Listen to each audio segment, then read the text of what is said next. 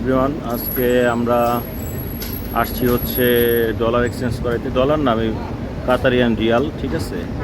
তো বাংলাদেশ থেকে যখন আসছিলাম কিছু কাতারিয়ান রিয়াল নিয়ে আসছিলাম, কিন্তু সব টাকার রিয়াল পাই নাই। তো কিছু ডলার নিয়ে আসছিলাম আর কিছু বাংলা টাকাও আছে। তো এগুলো আজকে আমরা একটা মানি এক্সচেঞ্জ থেকে কাতারে কনভার্ট করে নিব। তো চলেন যাই দেখি। একটু সামনে আমাদের কাতারিয়ান রিয়াল চেঞ্জ করার অফিসটা আছে। চলেন যাওয়া যাক। আমার সামনে যে গ্রে কালারের টি শার্টটা পরা আছে, ওর নাম হচ্ছে রায়হান। তো আমার রুমেই থাকে, পাশের রুমে থাকে।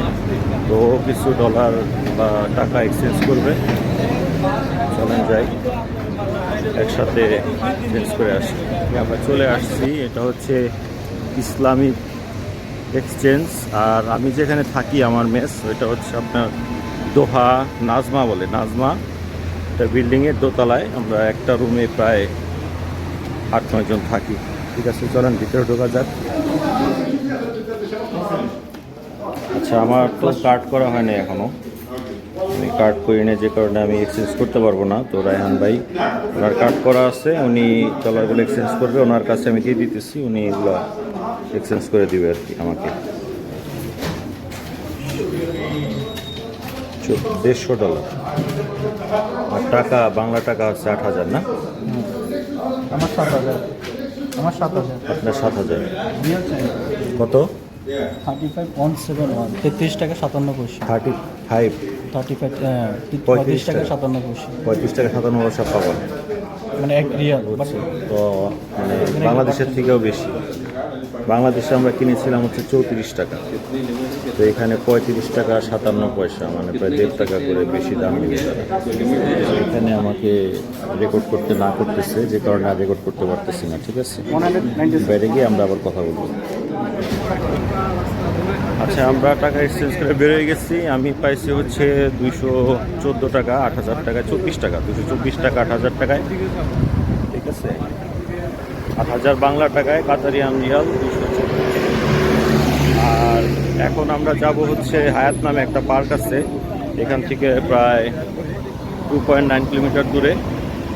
তো সেখানে আমরা হাঁটতে হাঁটতে যাব।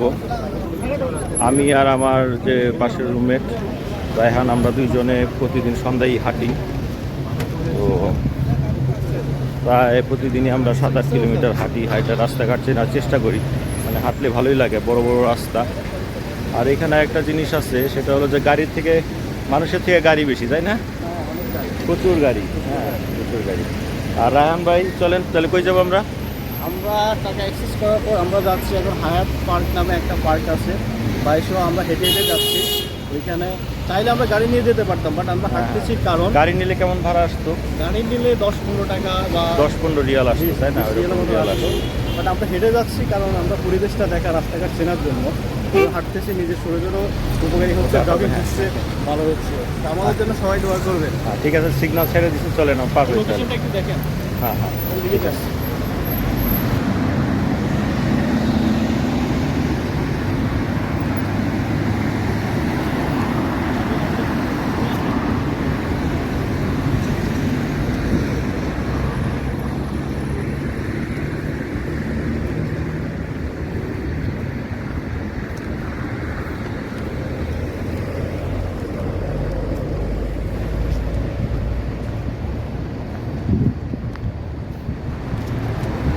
আমরা বলছিলাম কই আসবো, হায়াত পার্ক, কিন্তু ভুলবশত হায়াত পার্ক হচ্ছে একটা 5 স্টার হোটেল। তো যে কারণে আমরা হাঁটতে হাঁটতে হায়াত পার্কের কাছাকাছি আসছি, কিন্তু তখন দেখলাম একটা 5 স্টার হোটেল। তো এখন আমরা যেটা করব সেটা হচ্ছে, তাহলে এখন কই যাবো আমরা? আমরা দেখছি পাশাপাশি একটা সি বিচ আছে। সি বিচ আছে, হ্যাঁ। আমরা ওইখানে যাওয়ার জন্য চেষ্টা করতেছি, ম্যাপ দেখে দেখে ওটা ফলো করতেছি, দেখি কতটুকু যাওয়া যায়। ঠিক আছে, তো হাঁটা অনেক হয়েছে, মোটামুটি আমরা 2-2.5 কিলো হাঁটে ফেলেছি, তাই না? হাঁটা হয়ে গেছে, 2-2.5 কিলো হাঁটা হয়ে গেছে।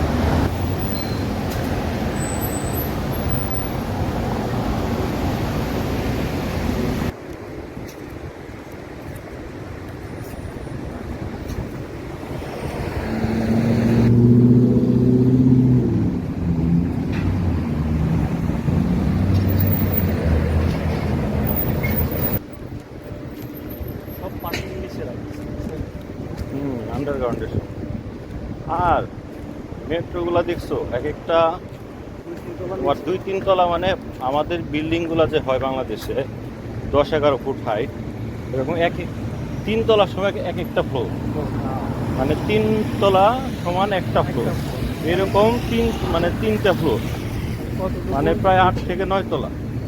এক একটা মেট্রো স্টেশন মাটির নিচে 8 থেকে 9 তলা বাংলাদেশি বিল্ডিং অনুযায়ী।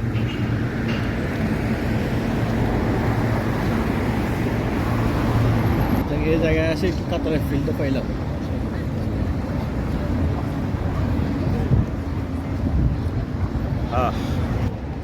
অনেক হাঁটাহাঁটির পরে আমরা আসছি কোথায়?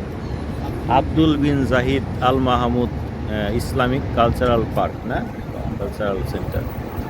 আর পেছনে যে মসজিদটা আছে এটার নাম হলো স্পাইরাল মসজিদ বলে, আর একটা নাম আছে হলো ফানার।